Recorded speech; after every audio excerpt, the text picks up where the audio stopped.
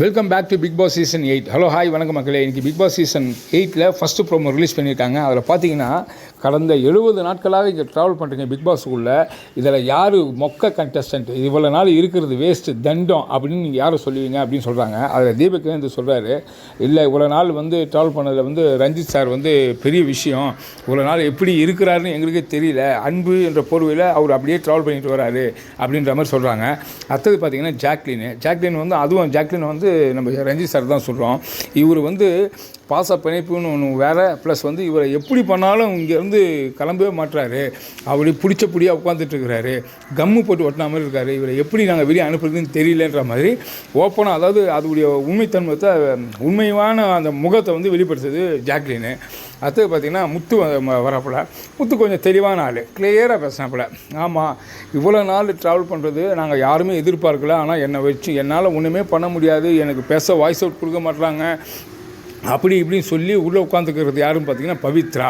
இதுவரையும் ஒன்றுமே பண்ணல, அவங்க எதுவுமே இல்லை, சைலண்ட்டாக உட்காந்து செட்டில்டாக மூவ் ஆகிட்டு இருக்கிறாங்க, இவங்க இருக்கிறது வேஸ்ட்டு அப்படின்றப்பல.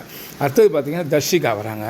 தர்ஷிகா அவங்களும் அதான் காரணம் பண்ணுறாங்க. ஆமாங்க, பவித்ரா ஒன்றுமே பண்ணல, பவித்ரா இருக்கிறது தண்டம் வேஸ்ட்டு அப்படின்ற மாதிரி அவங்கள ஒரு ஸ்டேட்மெண்ட் வைக்கிறாங்க.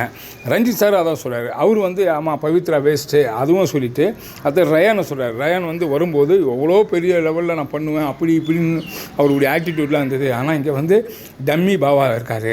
ஸோ இப்படி தான் ஒவ்வொருத்தர் தன்னை சேஃப்டி பண்ணிக்கிறாங்க. அதே நேரத்தில் அவங்களே மொக்கையாக இருந்தாலும் மொக்க கண்டஸ்டண்ட்டாக ஒருத்தரை காமிக்கிறாங்க. ஸோ இப்படி தான் போகுது.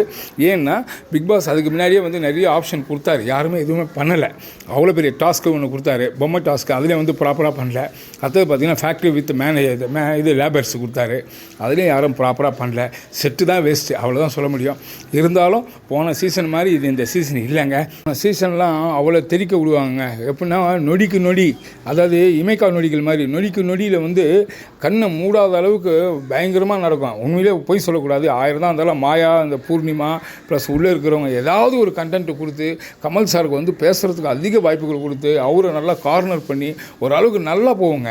அதாவது ரொம்ப விறுவிறுப்பாக வச்சுருந்தாங்க சார். சீட் எஜ்ஜில் உட்கார்ற மாதிரி இருக்கும். ஏன்னா யார் அந்த மாதிரி எலிமினேட் ஆவாங்கன்னு தெரியாத அந்த அளவுக்கு இருக்கும்.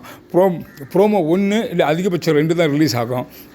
ஆனால் இந்த சீசனில் பார்த்திங்கன்னா கிட்டத்தட்ட 4 ப்ரோமோ 5 ப்ரோமோலாம் ரிலீஸ் பண்ணுறாரு. ஏன்னா அந்த அளவுக்கு பண்ணியும் ஒரு இதுவும் இல்லை. அதனால் விஜய் டிவி என்ன பண்ணுறது, இவ்வளோ எடுத்துட்டோம், அதுக்காக செலவு பண்ணி வேலை பார்க்குதா என்னன்னு தெரியல. ஆனால் மொக்கங்க, லாஸ்ட் சீசனோட கம்பேர் பண்ணும்போது இந்த சீசன் ரொம்ப ஒஸ்ட்டு சீசன் தான். இதுக்கு மேலே என்ன சொல்கிறதுன்னு தெரியல. மறுபடியும் அடுத்த ப்ரோமோ உங்களுக்கு அப்டேட் பண்ணுறேன். இந்த வீடியோ உங்களுக்கு கண்டிப்பாக பிடிச்சிருக்குன்னு நினைக்கிறேன். பிடிச்சிருந்தால் லைக் பண்ணுங்கள், கமெண்ட் பண்ணுங்கள், ஷேர் பண்ணுங்கள், சப்ஸ்கிரைப் பண்ணுங்கள். தேங்க்யூ.